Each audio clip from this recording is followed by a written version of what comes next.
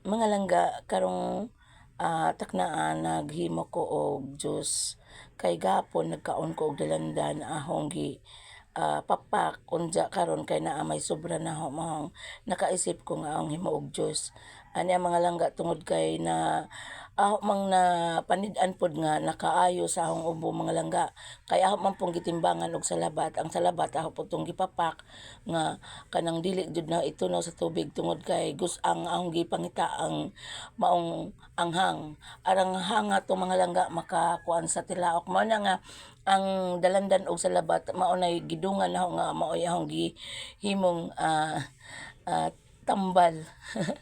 O mga langga, pero maayo kaayo ang kuan mga langga tungod kay ni ayon ko nihiyang ko kay di man pud tanan nga mohiyang.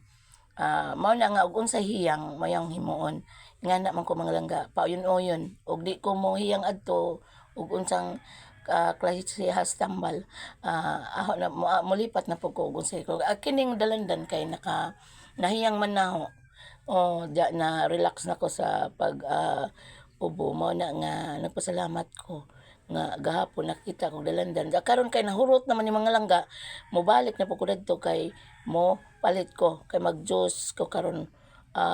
I-juice na lang nako dili na nako apapakon kay lami man pug lasa di ay siya namnam di pareha sa kanang limonsito nga ang limonsito bisan pag imubutang og sugar gamay ara gadyong asluma mga langga mga langga magpasalamat ko sa dalandan og katong naay salabat nga honggi gidungan sila og kanang naay pang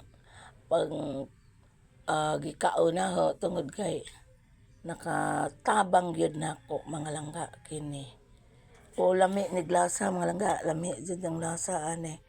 Oo, kay namnam. Oh. Lahi jud sa kalamansi mga langga.